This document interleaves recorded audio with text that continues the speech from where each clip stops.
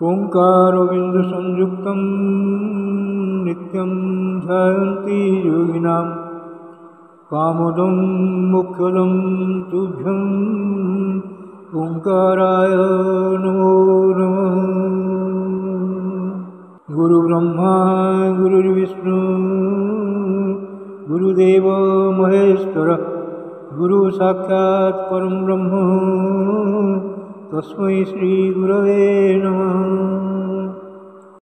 अज्ञानतिमिरान्धस्य ज्ञानाञ्जनशलाकया चक्षुरुन्मीलितं येन तस्मै श्री गुरवे नमः। अखण्डमण्डलाकारं व्याप्तं येन चराचरं तत्पदं दर्शितं येन तस्मै श्री गुरवे नमः। ध्यानमूलं गुरोर्मूर्ति पूजामूलं गुरोर्पदं मंत्रमूलं गुरोर्वाक्यं मुख्यमूलं गुरोर्कृपा।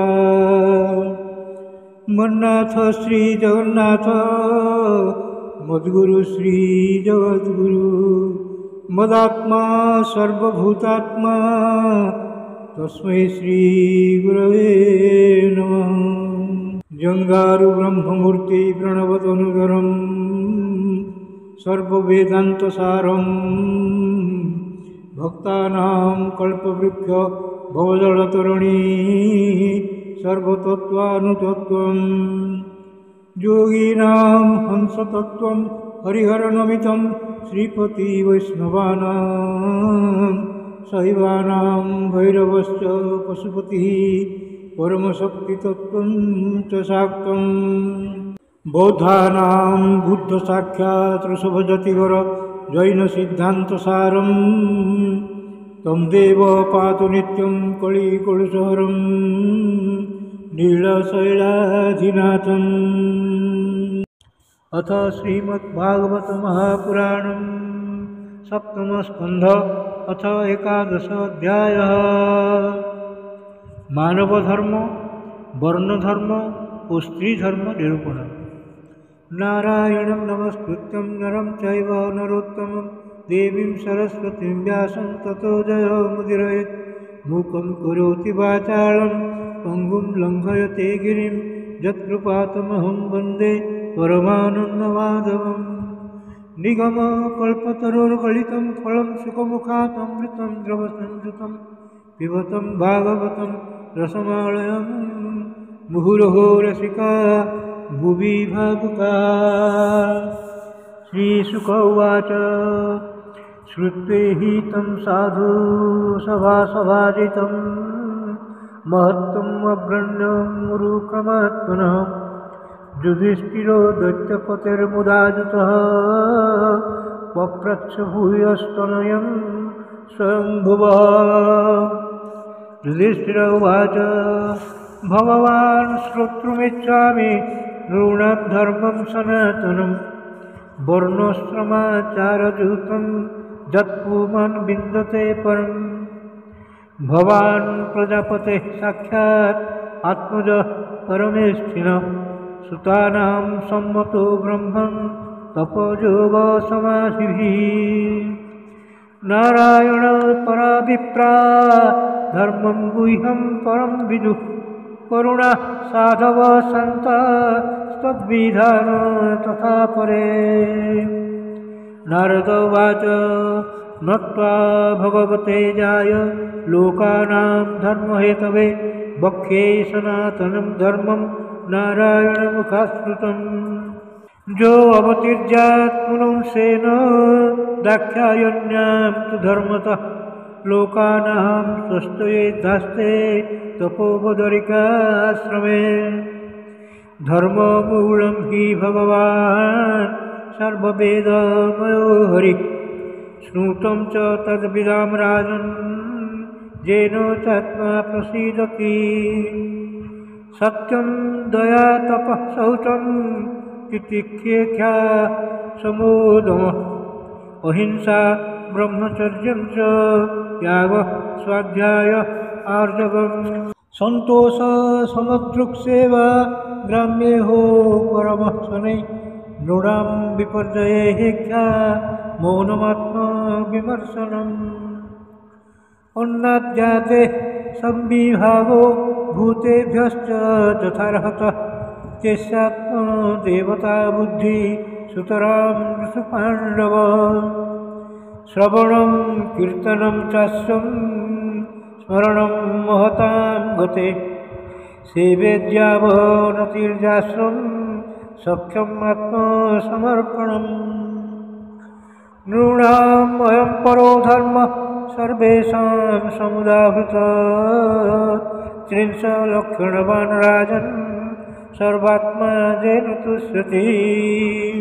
संस्कारादविच्छिन्नः स द्विजो जगादजम् इज्जाध्ययन दानानि विहितानि द्विजन्मनां जन्म कर्म बलातानां क्रियाश्चाश्रमचोदिताः। विप्रस्याध्ययनादीनि षडन्यस्य प्रतिग्रह राज्ञो वृत्तिः प्रजागोक्तुर् अभिप्राट् वा करादिभिः। वैश्यस्तु वार्तावृत्तिश्च नित्यं ब्रह्मकुलानुभव शूद्रस्य द्विजशुश्रूषा वृत्तिश्च स्वामिनो भवेत्। वार्ता विचित्राशालिन जाजावरशिरोञ्चलं विप्रवृत्ति चतुर्ध्येयं श्रेयसि चोत्तरात्तरा।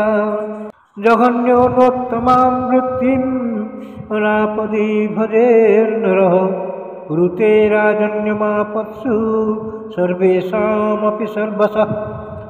ऋतामृताभ्यां जीवेत मृतेन प्रमृतेन वा सत्यानृताभ्यां जीवेत न स्ववृत्त्या कथञ्चन।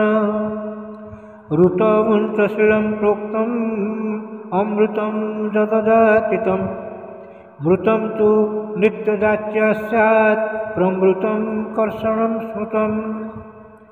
सत्यानृतं तु वाणिज्यं स्ववृत्तिर्नीचसेवनं वर्जयेत्तां सदा विप्रो राजन्यश्च जुगुप्सिताम्। सर्ववेदमयो विप्रः सर्वदेवमयो नृपः समोदमस्तपः शौचं सन्तोषः क्षान्तिरादर्भं ज्ञानं दयाच्युतात्मत्वं सत्यं च ब्रह्मलक्षणम्। शौर्यं वीर्यं धृतिस्तेजं त्यागात्मजयः क्षमा ब्रह्मण्यता प्रसादश्च रक्षा च क्षत्रलक्षणम्। देवगुरुवच्युते भक्ति त्रिवर्गपरिपोषणम् आस्तिक्यम् उद्यमो नित्यं नैपुण्यं वश्यलक्षणम्। शूद्रस्य संगतिः शौचं सेवा स्वामिन्यमायया अमन्त्रयज्ञो यस्तेयं सत्यं वो विप्रलक्षणम्। स्त्रीणां च पतिदेवानां तत्शुश्रूषानुकूलता तद्बन्धुस्वानुवृत्तिश्च नित्यं तद्व्रतधारणम्। सम्मार्जनफले भापाभ्यां गृहमण्डलवर्तिनैः स्वयं च मण्डिता नित्यं परिमृष्टपरिच्छदा। कामैरुच्चा वचैः साध्वी प्रश्रयेण दमेन च वाक्यैः सत्यैः प्रियैः प्रेम्णा काले काले भजत्पतिम्। सन्तुष्टा लोलुपा दक्षा धर्मज्ञा प्रियसत्यवाक् अप्रमत्ता शुचिः स्निग्धा पतिं स्वपतितं भजेत्। या पतिं हरिभावेन भजश्रीरिव तत्परा हर्यात्मना हरेर्लोके पत्या श्रीरिव मोदते। वृत्तिः शङ्करजातीनां तत्तत्कुलकृता भवेत् अचौराणाम् अपापानाम् अन्त्यजान्ते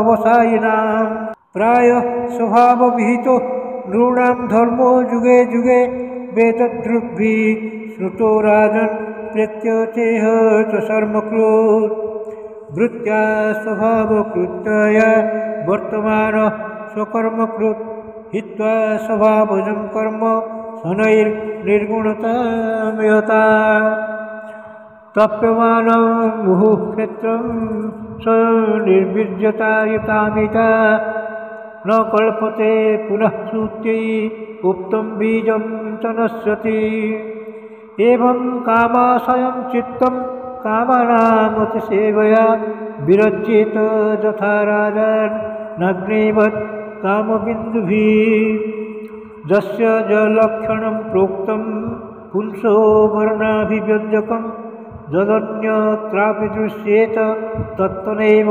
विनिर्दिशेत् इति श्रीमद्भागवते महापुराणे पारमहंस्यां संहितायां सप्तमस्कन्धे युधिष्ठिर-नारद-संवादे सदाचारनिर्णयो नाम 11 भीमस्यापि रणे भङ्गो मुनेऽपि मतिभ्रमं यदि शुद्धम् अशुद्धं वा मम दोषः न विद्यते। श्रीकृष्णार्पणमस्तु श्रीकृष्णार्पणमस्तु श्रीकृष्णार्पणमस्तु।